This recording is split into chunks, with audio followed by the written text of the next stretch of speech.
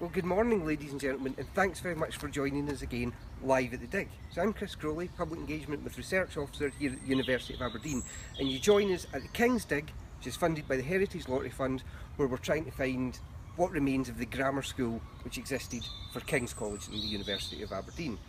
Now, you join me today at the gates of Powis Lodge. Now, the architecture of Old Aberdeen is fantastic and it looks a certain way, but these gates perhaps look just a little bit out of keeping. They're quite exotic, frankly.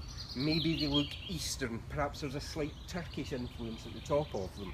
And indeed you've even got a crescent moon on the gates themselves. Now, actually, it's not that there's a Turkish influence. The crescent comes from the coat of arms of the Fraser family, and it was the Frasers and then the Leslies who owned Powis Estate.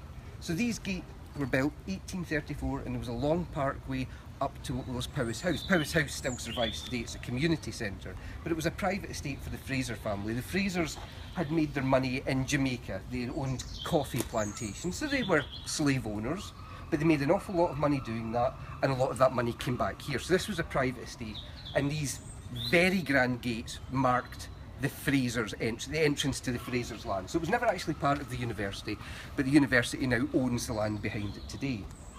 Now, yesterday we talked just a little bit about the High Street in Old Aberdeen. Now, the High Street is a fantastic place.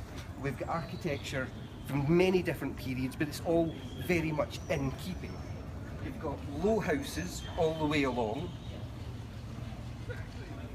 You've got fantastic granite, of course it is all granite, most of it rubble granite, so most of these houses were built before pneumatic tools, before modern edged granite that you see in the city centre.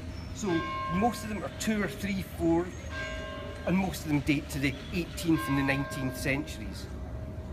Pause and let the bells of King's College tell us it's 11 o'clock.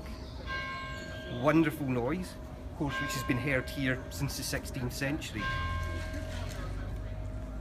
So, if we carry on, say most of these houses, 2 and 3 floors, 17th, 18th, 19th centuries. There's actually the odd little 20th century one built into the high street, but made to look older. But in the case of this particular house that we're coming up to here, it's very characteristic of Old Aberdeen.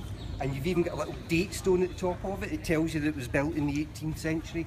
And today most of these houses are topped off by tiles, but originally it would have been thatch. And in fact, if you look just beneath the chimney pots at the top of it, you'll be able to see a little stone that comes out, and that's called the Thacket stone or the thatch stone. And all the thatch roofing would have been tucked under that stone and then packed tightly along. But if you come with us now, we'll come to the dig site. We're now in May Festival itself, so we're much busier today.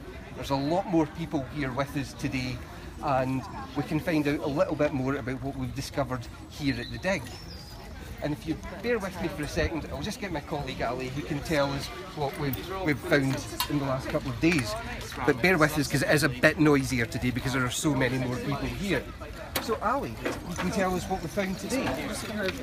I was just looking because we found a lovely little bit of medieval glass that's just come up in the trench, and so I was just making sure that it gets looked after before we... But we've got some medieval window glass here, so it's got a line along the top edge where it's been leaded into a window, and it comes from next to one of the wall sections that we've been digging. So now we've got 4 sections of a wall that runs along north-south parallel to this street. And so far we haven't got any finds actually from it, but this is the closest to it so far.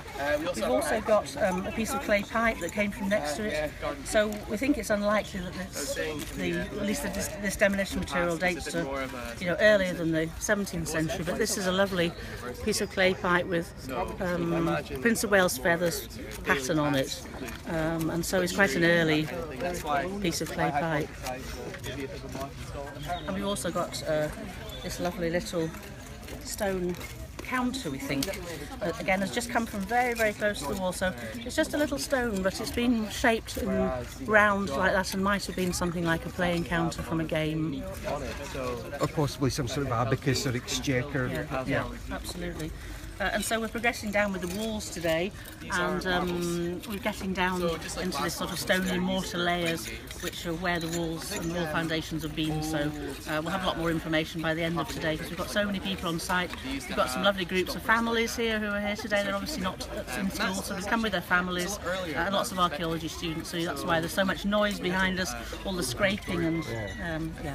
The great sound of the archaeological dig, and it's great that you say that we should be able to tell a lot more about it by the end of the day, because we'll be live again at 3:30 today, and it's wonderful to be able to see that window glass, first time out of the ground in a couple of hundred years, and probably the first time the sun shone through it in about 200 years. So hopefully you can join us again at 3:30 this afternoon. Thanks very much. Bye bye.